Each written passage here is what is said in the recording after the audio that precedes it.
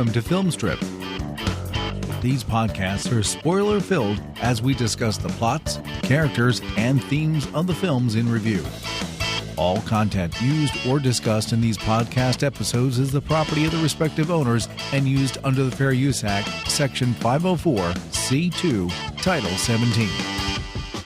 Welcome to Film Strip. I'm Jay. I'm Irina. And we're excited to have with us on this show Craig from the Needless to Say podcast. Craig, tell folks a little bit about yourself and your show. Well, how's everybody doing out there?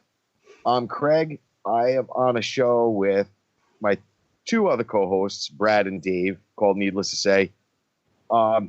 Just a few guys. It just started out. We're all friends. We've known each other. Actually, Dave is married to my cousin.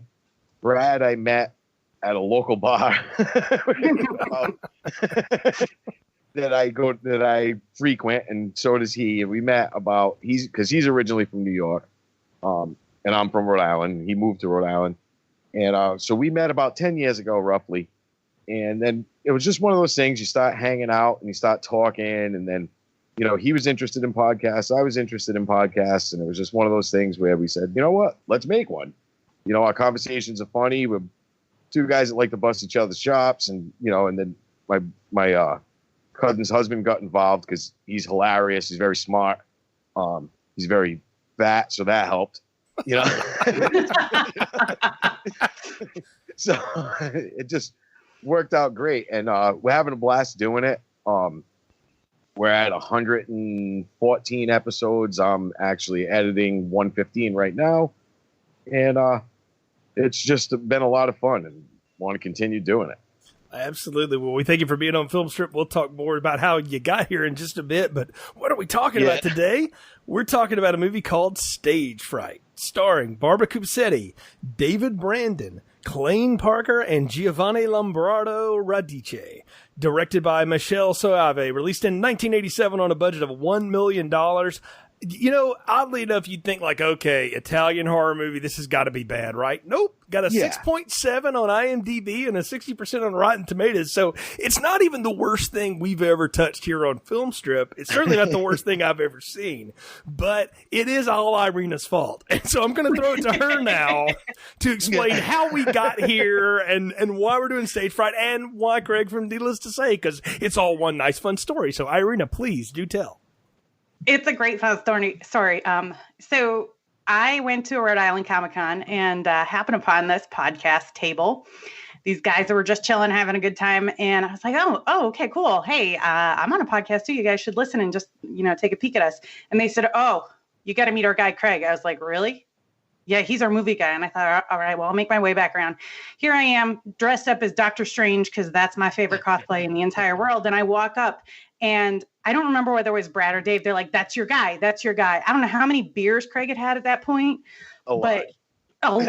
But he came over and gave me a big hug. And he was like, oh, wait, here, you gotta get in touch with our podcast. And they're like, dude, we already gave her that information. It's all good. So then I said, okay, so what kind of movies do you like? He's like, I like shitty movies. I like to sit around on Sunday and watch shitty movies. And I'm thinking to myself, oh God, this guy is it. We need him. So I pitched the idea to Jay, and Jay was like, well, yeah, let's do it. And based on the fact that Craig told me that he really liked watching shitty movies, I thought, okay, well, I know one. So my history with this movie is I went to see one of our other hosts, Ron, and his wife, for a weekend, and we watched this movie really late at night. And I looked at Ron and I was like, what the hell are we watching? He's like, I don't even know. And I think I went to bed in the middle of the movie, and Ron stayed up and watched it till 2 a.m. He may have watched it again, but oh my gosh, I looked at him over coffee with both of our spouses the next morning. I was like, Ron and I watched the shittiest movie in the entire world last night. So that's why I decided we should review this one to kind of welcome Craig to hang out with us a little bit. Absolutely. So Craig, have you ever seen Stagefright before Irina sucked you into it? Well, no, I hadn't. And when she sent me the trailer, I immediately responded and said, you had me at drill through door. It was just fantastic. But now I wasn't totally ignorant of Michelle Soave, I watched Raiders of Atlantis, which is 1983. It is awful. And so I went on, I watched City of the Living Dead, which he created in 1980. So I knew this was there. It was kind of something that I had in the vault, and I hadn't watched it yet. So when she said it, I was like, absolutely, I'm in. And like you said, it's not the other ones are a lot worse. this guy, he really brought his A game for this one, So I love this because I get to so rarely be the newbie on Film Strip. It's almost always something I've seen, have history with, yada yada. They're not all my ideas, but there's very few things I haven't seen because I don't know. I was single for a long time, so whatever. I watched a lot of bad shit. So this is why Ron and I are friends, because his wife and I have been friends forever. And so it's all this big 6 degrees of madness that we have here on Film Strip. And so I was down, she told me, like, here's the basic thing. And all I did was I looked it up on my phone because I was at work. And I said, oh, yeah, just the premise alone. I was like, yes. Yeah. That sold me immediately. And I said, yes, I'm always down for like bad Italian horror movies because they either are spectacular, like cinematic feats, like they look amazing, like Argento stuff, or they're complete abject disasters. And in the disaster is where they're fun. And so I was down for this immediately. But I have to replay something. Your meeting of Irina, she told like a very tame version of that, Craig. I have the text messages of that going down. Like, I am getting real-time updates about, I just met the most cool effing guys ever, and they have a podcast. You need to like, download this now, drop your life, listen to this. I was like, what are you talking about? And she sent me a couple of pictures, and I was like, okay, sure. And so, because I'm always down. I'm like, sure, podcast, yes. Content, always easy to do. It's one less thing to have to dream up, like, what do we want to review this week? And so I was down for that, but the meeting was much more, I don't know, frenzied and fun, I think, than Irina sold it as. So I just want to put that out there. That exists. I had to contain my excitement a little bit. Literally, Craig, I was like geeking out because you were so like on board with wanting to do something. I was literally walking around that Comic-Con texting Jay saying, oh my God, you got to do this. And then your guys were downloading us. And it was just like this. It happened so fast. The other thing is that we have a vocal doppelganger on your show because our co-host Kurt from Canada sounds just like Brad, and like they are together. And I'm not convinced that they're not the same friggin' person and that they just haven't fooled us all yet. But I mean, really, they sound exactly the same. It is fun. Well, does yours constantly complain about everything and constantly upset and thinking everything the world is coming down on him? No, that is not Kurt. He is very low key and cool. So I cannot say that. So, that is not Kurt's world. So Brad's got that schlep rock thing going on. I totally. I don't think Kurt's doing like lip syncing concerts in his garage after we're done doing podcast either. That is not something Kurt would be doing. I've known Kurt a long time, and that is not something Kurt would do.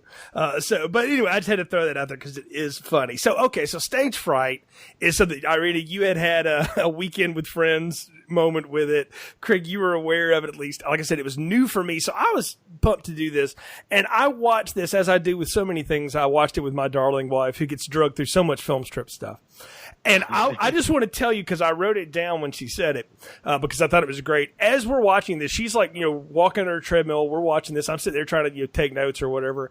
And she looks and says, who came up with this? And I told her, and I was like, Irina said this. She said, I want you to tell her right now, my opinion of her taste in movies has totally dropped. So, and we're like 10 minutes into this thing. So I knew then, I was like, well, this show is going to be gold if this movie is going to be like this. So, because again, it's one thing to watch something that is really good and you can, like the Kubrick stuff we've been doing, and you can just talk about all the, the great cinema feats. And there's another thing to watch something that just fails so spectacularly and no one involved in it realizes how bad it is. And that is what's most fun about this movie is I don't think anyone realized how horrible what they were making was. Yeah, I think so. They should have been tipped off by the giant owl head, but but I know what you're saying. It was it's one of those things like I enjoy these movies. I do. I sit around and, you're lucky. Your wife will tolerate it and sit there with you and then complain. My wife just walks by and goes, "Oh, you're watching stupid shit again?" And just continues walking into the next room. So, wait. I got you beat on this. I was trying to watch this with my husband, and we got about 40 minutes into it after 3 beers, and he goes, "What the hell is this?" I said, "I'm watching it for the podcast." He goes, "No, you're not." Click. And turned it off on me. So I literally finished watching this movie 5 minutes before we started recording. Well, good. It'll at least be fresh in your mind. To Rachel's credit, so though, there's many a times, Craig, where Rachel's like, "What are you reviewing?" Nah. And then that's it. So I'm tapping out. So, nope, you go watch that somewhere else. So yeah, you can have that one. So anyway, I guess I should do a quick plot summary though for the uninitiated, and I won't go into a ton of details because there's no way I possibly could. What I'm going to give is what I think is the straight through line of this movie, and then we can just talk about the stuff that happens. So here we go. Yeah. Alicia, an actress, along with another group of fellow performers, locked themselves in a theater one night to rehearse an upcoming production because it's going so well they have to do this. Unbeknownst to them, a deranged serial killer and former performer named Irving Wallace, has escaped an asylum and is now stalking everyone in the group. He stalks and kills members of the troupe in various gruesome ways: drill through the door, soundless chainsaw to cut somebody in half, as we'll see. And finally, he's chasing Alicia the whole time, and he finally just decides to wait her out by staging all of their bodies on stage like some sort of avant-garde scene, petting a cat wearing an owl costume.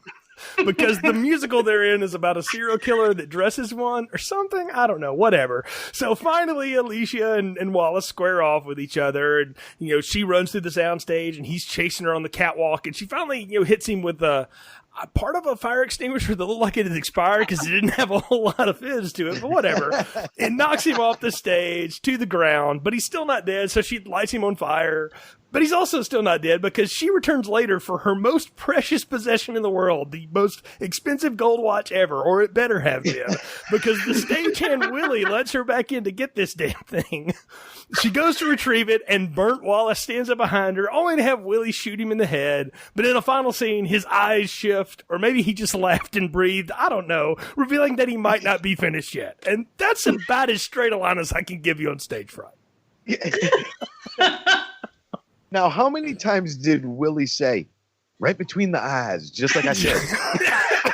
He just keeps repeating it over and over as she walks out the door. I'm like, "All right, Willie, we get it. Shut the fuck up." I know, right? I mean, good job. You can shoot, man. You can shoot. No, I love the fact first he's got to tell her, like, "You didn't know how to put a bullet in the gun." I'm like, she didn't know how to hold the gun, man. She was holding it like a flower at the bachelor ceremony or something. It was so great. Yeah. So yeah. Okay, so just the basic thing here. Like, I tried to describe this to another friend that knows we do this show and hadn't seen Stagefright. He's like, "What's Stagefright about?" And I said, "Well, you've seen Halloween, right?" He said, "Yeah." I said, "Okay, so imagine Michael Myers was like a theater performer before he went crazy. And then they put him away, and he got out, and he just went back to whack everybody at the theater." And he's like, "Oh, that actually sounds pretty good." I said, it would be if people knew how to make that movie, but that's not what this is. Exactly. But, I mean, that's really what this movie reminded me of, though, was like, it's like they took Halloween, but put him in an owl costume. Yeah.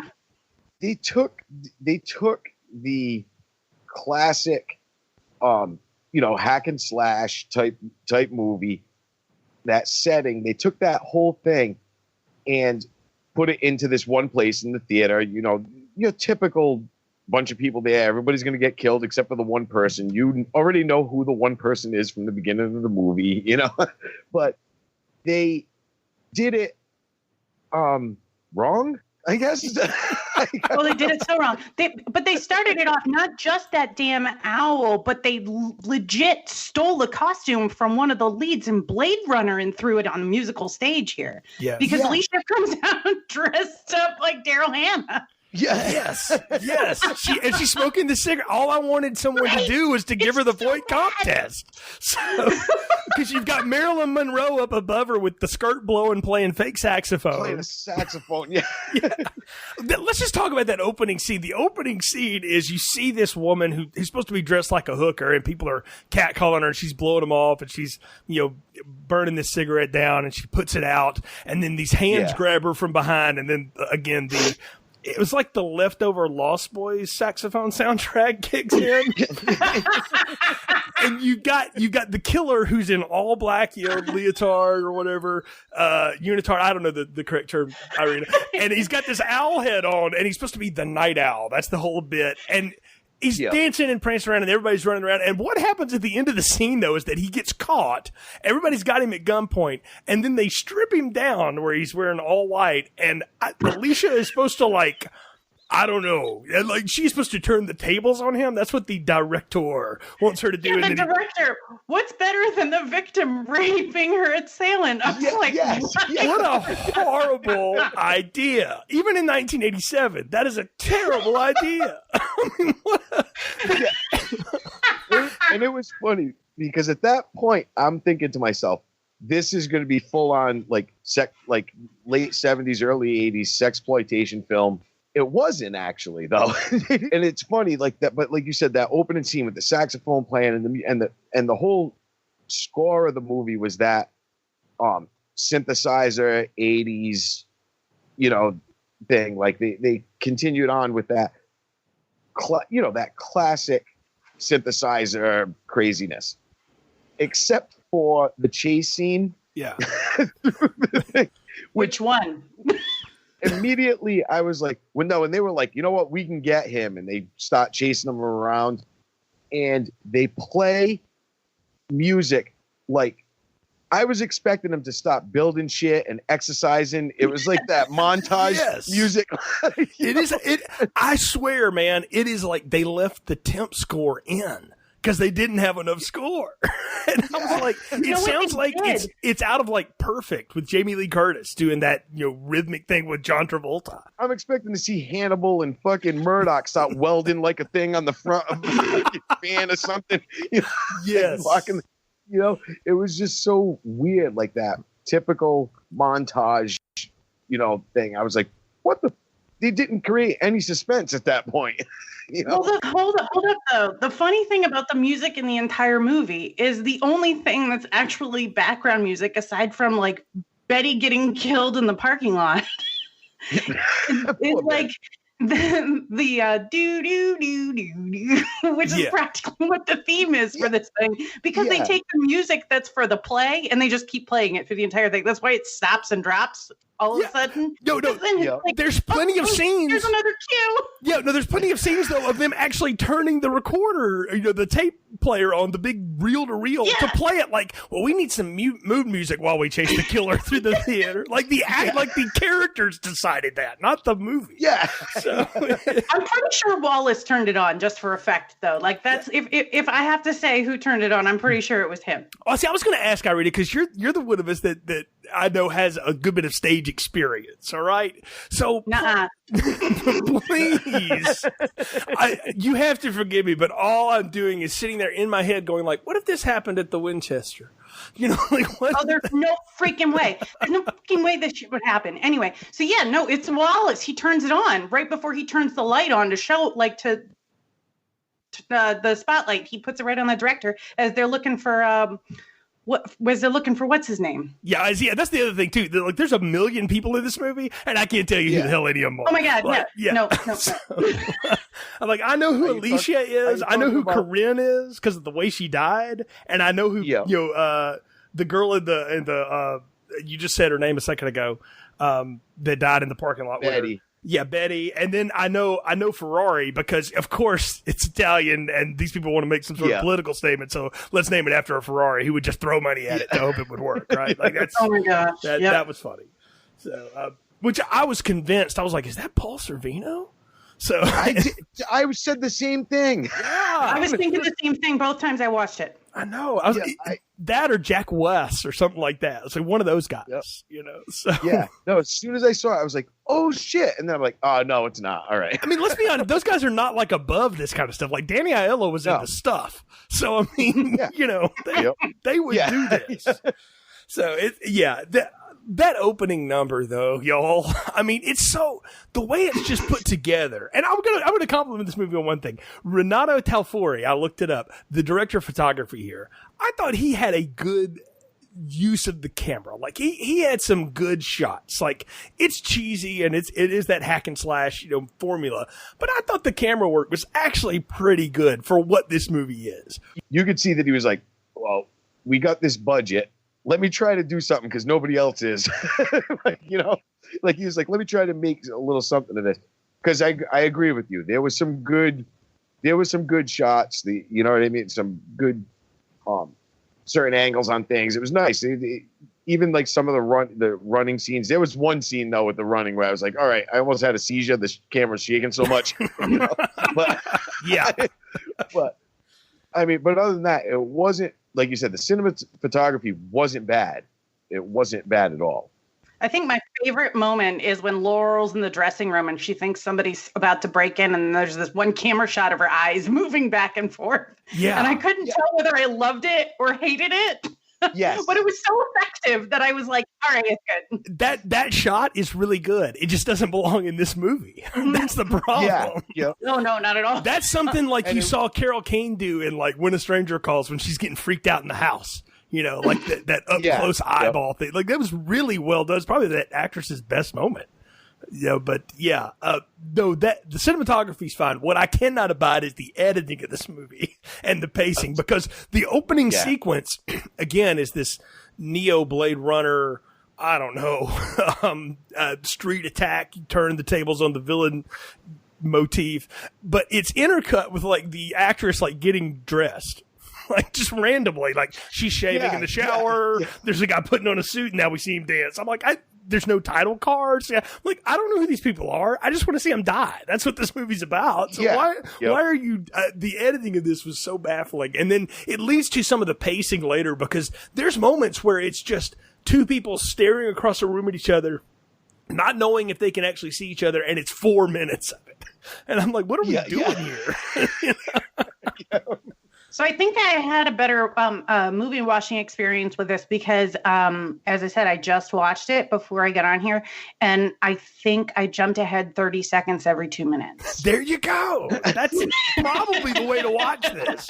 Is like, you can listen to podcasts at like 1.5 speed. Like if you can watch a movie, like I know Netflix is like tempting to put that out. I wish Amazon would just go ahead and do it. Like watching this movie on 1.25 would be fine.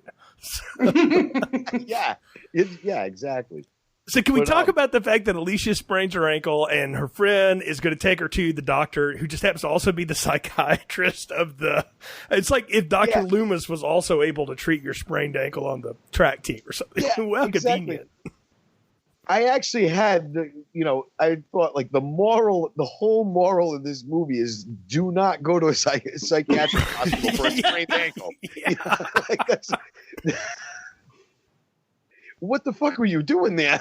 There's nowhere else to go. So I skipped that drugstore and get an ice pack and an ace bandage.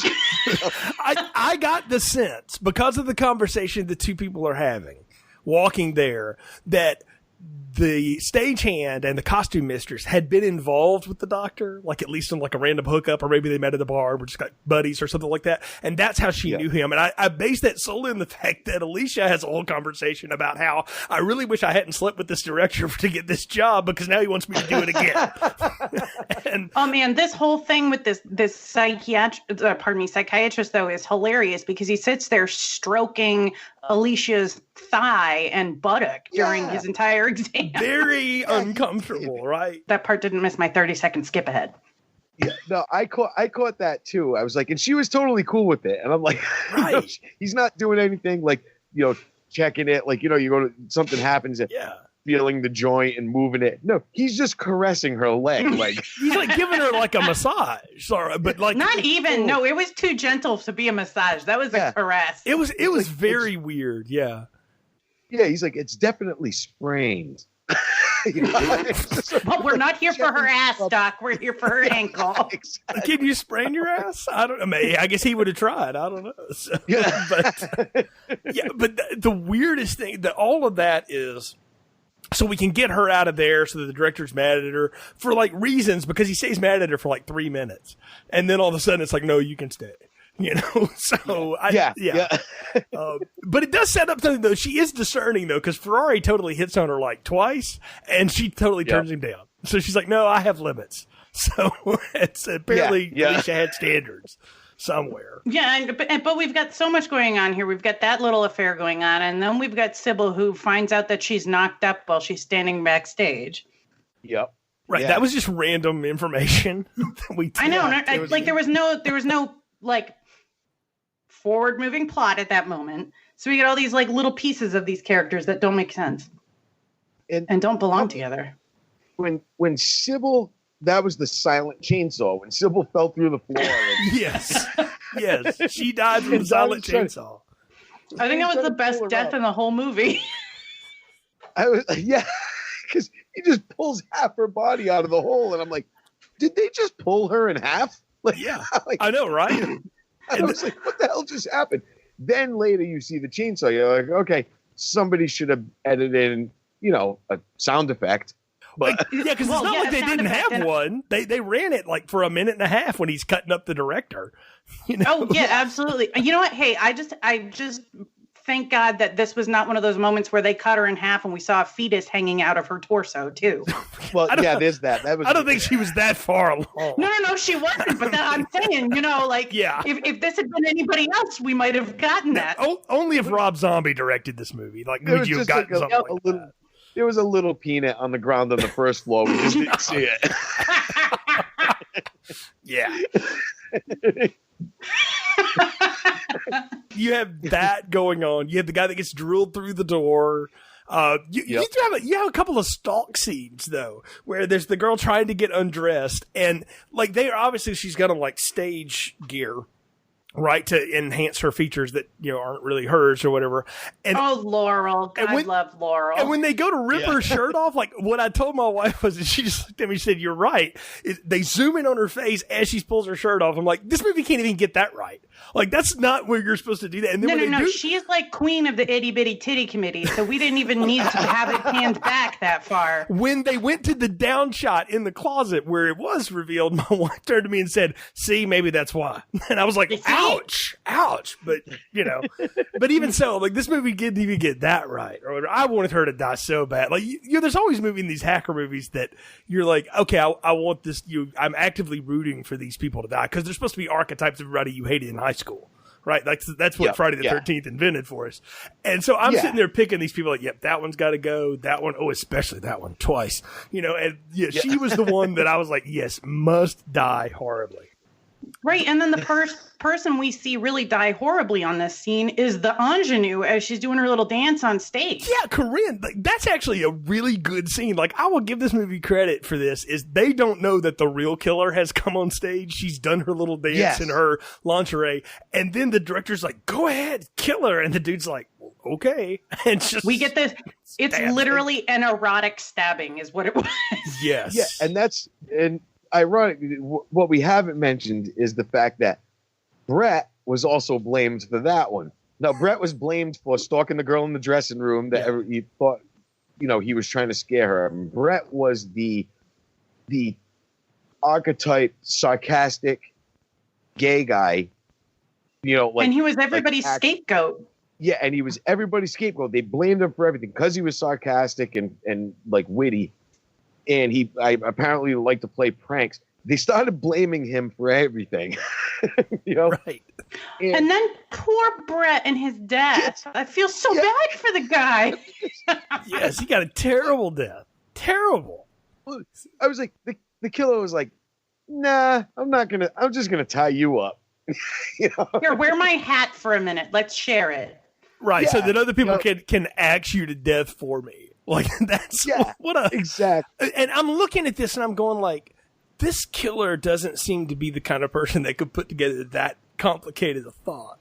It's like when you get Michael Myers to like take out the power grid. I'm like, that's not the kind of planning this person would do. That seems a little beyond where we're going. Like the thing that got me, of course he hitches the ride back with Betty and Alicia back from the psychiatrist's office where the caressing took place.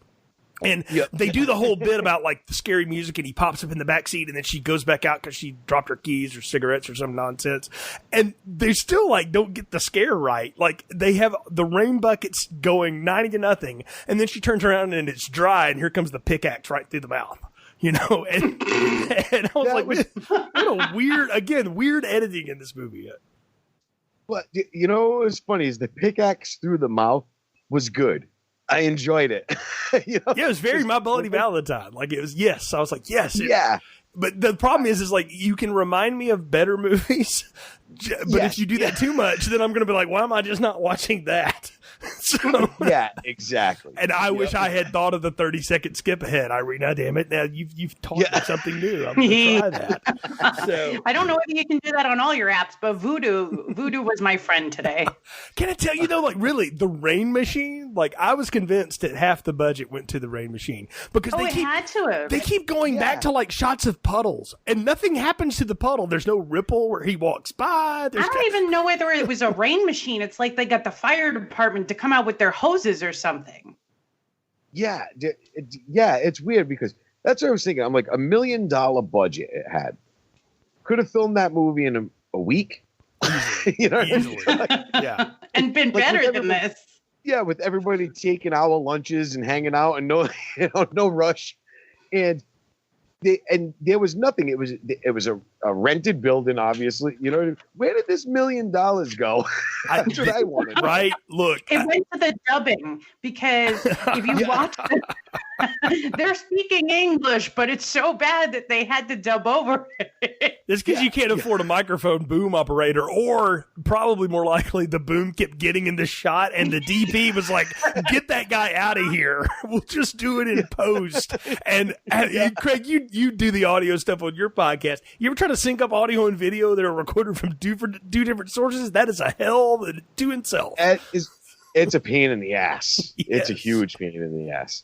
Yep. Yeah, the dubbing. I actually asked myself, I was like, was this in Italian? It's like, no, this is English. The mouth. No, these are all speaking English here. I thought the same thing right out of the gate, because it was worse in the beginning. You could see it synced up a little better as the movie went on, but right in the beginning, I was like, oh shit, these people are all speaking in Italian. This whole movie's dubbed, and I'm like, no, they're not. They're speaking English.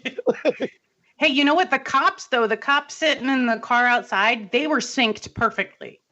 Yeah. Right. Through the entire fucking thing. Yeah, they were. But apparently they're both hearing impaired. Because they were 10 feet from the building while chainsaws and guns were going off. And people are yelling. Hey. In the theater's defense, you're not supposed to hear that shit outside. This is true. This is true. I'll give you that one. They did have that right. So I want to say, though, that I blame this movie now for something that has bothered me for over 20 years. And I'm going to blame it for the bad cops that are in Halloween 5 that walk around with like clown noises, because they're these two cops. Like Dominic, what's his name, that directed that, saw this and thought, oh, genius, because I think he's French or something. And I'm sure that's what he based these guys on. And now they had to repeat it in the more recent one, too. I'm like, now I know who to blame for that horrible idea. So this movie wasn't a total waste, see? I mean, I learned. Yep. We got to go back to Corinne's kill, though, because I don't know if you all agree with me. I thought that was really effective and genuinely somewhat frightening and unnerving. What is completely undermined is when they all gather around her for the fisheye lens shot, and the Ferrari guy just like shaking the woman who's been stabbed 8 times uncontrollably. Yeah. Where's the key? Dude, she's not answering. But nobody goes after the killer either. They just let him walk off stage like he's making his exit. Like there isn't one single one that goes after it. Nobody. They're like, what's Brett's deal? That's not Brett. Yeah, they're like, Brett, you asshole. I don't think we actually explained that what happened to Brett. I just said we tied him up. Brett was tied up and placed backstage after everybody was blaming him for everything. And they put the kill. They realized it wasn't Brett. Brett was missing. They realized it's not him. They go backstage. They see the killer, and Peter, the director, kills him. And they think they killed him. They got him. They take the mask off, and it's Brett. Wait. Wait, let's talk about where they see him. They see him in the damn catwalk. So all these assholes have to go get weapons and then run up the damn ladder to the catwalk. And Brett's all the way up there. So this guy has put like way too much forethought into tying Brett up and putting the damn owl mask on. Not only that, the convenience of like, and this is the moment when I'll get them all to go do that. It's not like he chases them to do it, or they see him even Scooby-Doo style run behind the curtain and they go after him. They just decide to form a posse and naturally will go to the catwalk. Yeah. The whole fact of the key with Alicia trying to, turn it sideways, pull it through the fucking slot. Right, yeah. At the end of the movie where she has to get the key to get out the door. Well, let's set the scene up here. Okay, first off, she's had a conversation with Willie the stagehand, who conveniently disappears for all of this. Because he was nowhere to be found. Yeah. He went home, remember? Oh, that's right. They did send him home. That's right. They sent him home, and they said, make sure you put out all the fires in the cans before you leave, because they have these big barrels with the fires, and God knows why they're there. Well, because you can't, we're not going to run the heat. I mean, come on. Let's be realistic here. So, we're cutting corners of this budget. This guy's shelling out 10s and 5s to keep him around for the night. Irina. So that's what happens with Ferrari when he gets basically gutted in front of us, which was awesome. But anyway, and then flown in from the raft. Yeah, what we see, boy, not that actor, by the way. But anyway, no. There's no. I'm sure that dude was like, nope. So not doing that. So I'll shake the dead girl, but not that. Anyway, so what Irving Wallace, I should say, decides to do is to lure Alicia out. Is he's got his costume on, and he doesn't think like, maybe I should take this huge bird head off because that's not easy to move around. No, I kind of like it. I'm going with it. So I'm going to take all the bodies, some of which are in multiple pieces now. The director's lost an arm. The one girl's head. Yeah, the one girl's caught. Yeah, the head fell off. It fell off. It's supposed to be cut off, but it fell off because of a wind that went by. Peter's head on the table like it's a centerpiece. Right out of Creep Show, right, or Friday the 13th again. So he stages these bodies all around the stage, like on the couches and stuff, and then he sits down and he puts the key to the door like in between the little wood slats underneath the stage.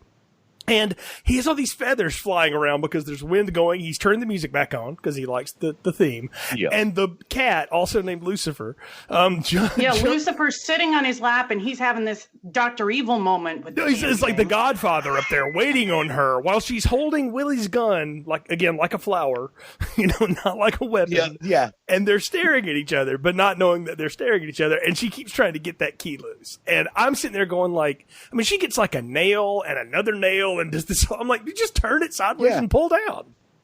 It was balanced in the slot, like it was just turned in the slot. All she had to do was twist it and pull it down. No, she's like, I'm gonna pull it through these 2x4s, forcefully with this nail. My husband has a great phrase: "You can't fix stupid." Yeah, and not with this 44 Magnum I got in my hand. Shoot this guy straight through his asshole directly above me. I'm just going to sit. I'm actually going to put the gun down. I haven't even loaded it. We'll find out later. She didn't know how to do that. So it's sitting. I think that's one of the big notes I have here when she finds the gun. Is it loaded? Is it a blank? Who knows? She never even looks at it. She doesn't charge it. She doesn't, nothing. Like knows nothing about how to work this weapon at all. And I'm like, well, you might as well just throw it at him. But what's even better is when she finally gets to the door that key goes to, because he allows her to retrieve that when he could be, again, going, I'm going to take this pickaxe that I used on that girl's face and just hit you on the top of the head with it now. No, I'm going to let you do this because I'm enjoying this cat right now. It's kind of comfortable. So warm, comfy, feathers. She turns this lock.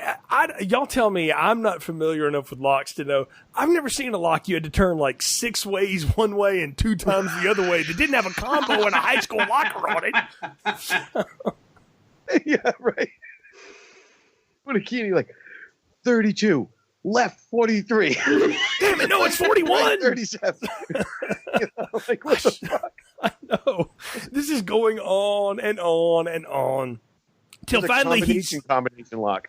Right. And the door, by the way, is, Irina, what would you say, 12 feet from where the guy is sitting? And it takes him an enormous amount of time to reach her.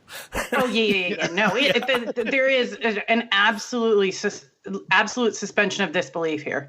Yeah, it's not like he had to cross like the entire theater to get to her. It's literally he didn't have to climb over anything either. It's not like there was anybody alive in his way. You could just walk over everything. Right. It's stage right. I mean, we 3 steps and he's gone. He's like, that's stage right. Through the stage door. So, right, but no. But she finally gets in her final chase with him. And I love how he grabs the axe, of course. And I'm like, well, that's going to be useful. And which that axe is mighty clean for having beheaded like 20 people through the day. He's very sanitary. He cleaned that fucker off. That's what it was in the fire pit that was still left going. Yep, exactly. And so she decides to throw things at him, just random objects. And at one point, I think she throws like some pillow stuffing at him, and he reacts to it as if it were like a heavy object. And just so y'all know, by the way, the face, when they pull the mask off the guy, that's the actor, the Clayne Parker guy. The dude that's running around with the mask is Luigi Montefiore, who was one of the screenwriters for this movie. So that guy was like, I will only write your picture if I can be the killer. You know? Oh my God, that's amazing. Yeah. I mean, usually I avoid the trivia section, but I found that on my own, and I was like, man, that's just precious right there. So they had their showdown, and as I mentioned in the plot summary, I really wish she had just swung the canister of the fire extinguisher at him, because when she lit it off, it went psh. Like they had already wasted it on another shot, and we're like, it'll be okay, everyone will go with it. And he just sort of waves randomly at the spritz of snow that went in his face for a minute. Which, by the way, wouldn't really affect him because he's got a damn owl mask on. Right. That memory actually had brought me back to an actual time in my life when me and my friend were driving down the street. My friend had this van, right? This is not going to end well. Yeah, any story that starts with my friend in a van. Right. And has to do with a fire extinguisher. So we're driving down. It's broad daylight. All of a sudden, we're like, hey, it's getting smoky in here. Right? So we realize that the engine's on fire. So we pull over directly across from a gas station. Now we're throwing everything that he owns out of the van. We're trying to get it onto the side of the road. And this thing's going up fast. This guy comes running from the gas station with the fire extinguisher. He runs up and he's squeezing the trigger as he's running across the street. So he's already spraying it, right? It's just going everywhere. He gets to the van, points it at the engine, and it just stops. Oh, the street was covered in freaking in fire extinguisher shit. Not a drop on the van. Not on the van. Well, kind of like this movie where I don't know where all of it blew, but it didn't blow on the owl. So yeah, exactly. Yeah. Which we should mention too that the reason the director is killed for not only for being a total pig of a human being, but he decides to rewrite the script after Betty is killed, lock them all in there to make them rehearse it, and he changes the name of the killer to this guy. To which, like, in my head, and I'm retconning in the back, the guy's in the back going like, man, I was just going to hide out back here, but you know what? Fuck you. And so that's what set him off. Game on. Yeah. Yeah. Oh, that's how we're going to play. So she drops her to the floor, and we have like the multiple. Of course, it always takes like multiple scenes to kill the killer off, right? So first he's hanging upside down, then she finally stomps his hands, and he falls through the table. And I was like, good stage fall, by the way. I was like, I don't know if the screenwriter did that or they actually got a stuntman for that or what, but that looked pretty good. But there's no way he's dead, of course. And she conveniently happens to realize, oh, yes, the burning pit is still here. Maybe I'll just throw it on the dude. And with her bare hands. Yes.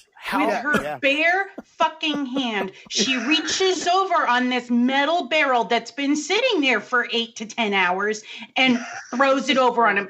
First of all, that damn thing weighs as much as she does.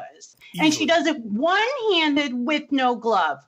Please. I mean, I've heard of adrenaline rushes, but then there's like beyond reality. So and her hand does not get burned, by the way. She's absolutely fine. That's the thing. I'm like, they should have had her hands wrapped up, Yeah, it definitely was an adrenaline rush too, because she was still limping. She still had the sprained ankle. That was still bothering her. I mean, the poor girl has had a rough day. She got She fired. did have a rough day. I do have to say, another note I wrote down was, thank God she got those meds for that ankle, because she ran around like a champ in this movie. Yeah, must have been something. Yeah, until it was convenient to limp. So, right. So it's like the star quarterback that plays really hard in the game, and he's playing on the hurt ankle, then he loses, and all of a sudden he's just dragging that thing around like he's got an animal on it, you know? So, like, yeah, right. So, but yeah, so she knocks him down, she sets him on fire, and that's it. She finally gets free, right? No, we have to have a coda, right? Okay, so what happens is she goes back to the thing and she sees Willie riding the bike. She's like, "Oh, Willie, I lost my wristwatch. And can we talk about this watch? This watch gets set up in the first scene." She's like, "I'd have to pawn it if I didn't have this job." But then she says later she's broke, so whatever. But she is obsessed with finding this watch wherever she is. I mean, it is her like whoopee or something. Yeah. We don't get a story about the watch. Her grandmother didn't leave it to her after she crossed on the Titanic. I don't know what the deal with this watch is. Yeah. Maybe Peter gave it to her or something. Maybe.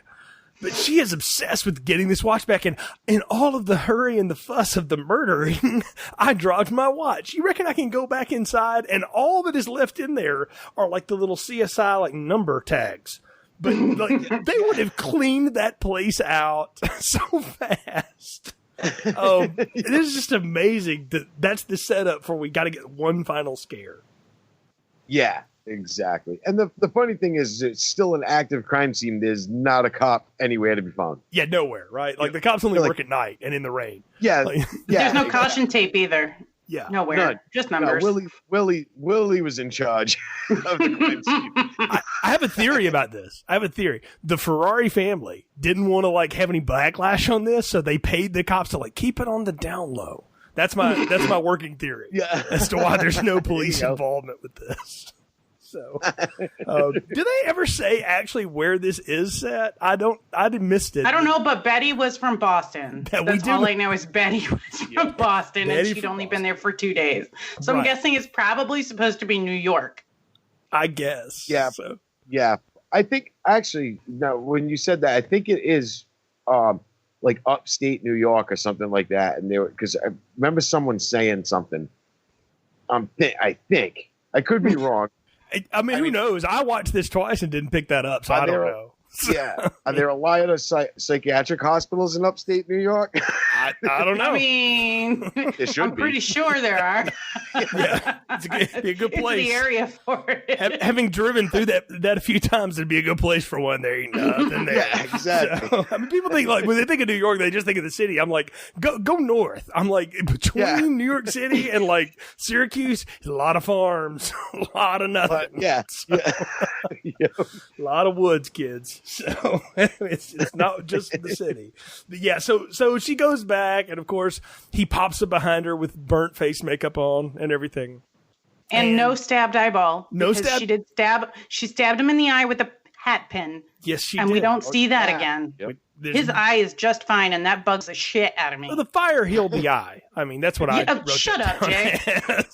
Cauterized it. Yeah. Cauterized it. I mean, it's the fire regrew the eye. But Willie has gone on and on about how like, my gun that you found, you didn't even load it. You didn't know how to put a bullet in it. He just goes on and on and on about it. And then, of course, Wallace shows up to get her one last time. And it's actually a pretty good shot because she's standing there and then all of a sudden the camera turns just slightly left and there he is. And she lets out another scream and then he gets shot with a paintball in the forehead, which did look like it hurt. I mean, right between the eyes. Right between the eyes. Just like I said, right between the eyes. Did you see that? Right between the eyes, just like I said. I don't know. And I'm like, Willie's going to need to go to visit the hospital now after that because he's just repetitive. He's got Tourette's now. So after this, and Alicia, who went back for her precious watch, when she falls down, the watch breaks in about 4 pieces, and she just kind of sweeps it up into her palm and walks out into the sunlight. Yeah. And I'm like, and then we have Wallace, who laughs and blinks his eyes. I again still think that might have just been the actor, because the guy that played Ferrari is heaving on the ground while he's dead on the stage. So Yeah. Yeah. and assuming they had, again, maybe 4 days to shoot this, they were like, yeah, whatever, we'll go with it. So we're just gonna go with it. yeah, the cheesiest of last scares. But again, I mean, do you expect anything less? I mean, no. Yeah, it's because it was still in that same like horrible, like that trope of hack and slash, like gonna scare you at the end, like got to fake, like think he's dead, he's not dead, and then we'll do it 2 more times. And then get you going, you know what I mean? Right. It's so, Jason jumping through the window one more time, and it's whatever. Yeah. Or Michael Myers looking out the window and not seeing him on the ground. Right. You know what I mean? Like that type of thing. That's what they were going for. But they realized halfway through there wasn't going to be a fucking sequel, so they put the paintball in his forehead. I mean, really, I'm like, somebody slingshotted that dude at that, or threw it at him with something, because it is like a tomato hitting him in the face. Yeah. Which would have even been better. Like, if she had picked up the tomato and hit him like he's a failed actor who became a serial killer who came back. Like, that would have been perfect. But been way better. Yeah, but again, this movie didn't get any of that stuff right. They couldn't do that right either. So, well, I think we're at the part of the podcast where it's time to give final thoughts, recommendations, and popcorn ratings. So, Craig, we're going to start with you. What are yours for Stagefright? Well, like I said, it's in my wheelhouse. We'll say that. Like, I like bad movies. It wasn't as bad as I was thinking it was going to be. There was, like you said, there was some good cinematography in it. All right, it's bad. It's like talking yourself into it and then, nah. Yeah, I was trying to defend it. No, I can't. I'll give it a small with extra butter. All right. Small with extra butter. Irina, I know how stingy you are with popcorn. Let's hear it. Oh, I'm so stingy with popcorn, but I went back to watch it 3 times. But that's because you couldn't get through it. One time because your husband intervened and said no.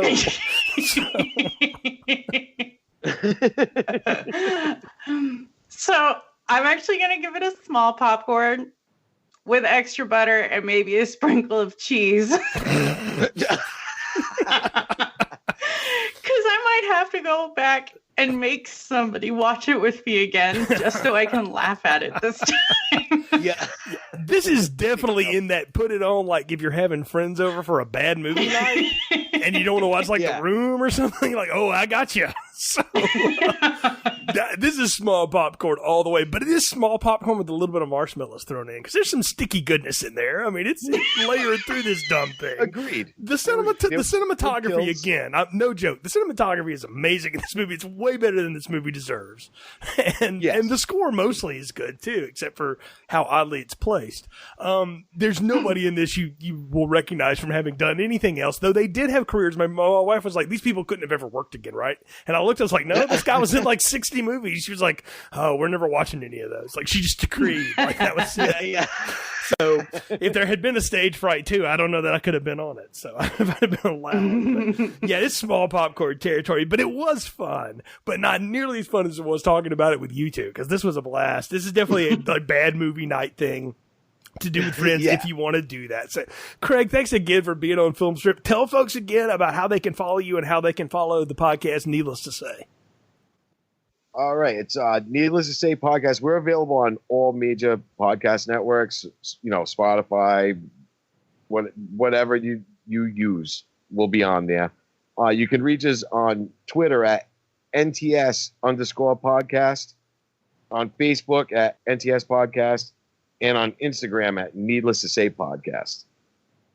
And that's it. I mean, we're there. Come and check us out. Fantastic. Well, thanks again for being a part of the show. Irina, tell folks how they can follow you on the interwebs. Yes, they can find me on Instagram at i.nerd, EYE.NERD, and on Twitter at ising, EYESING.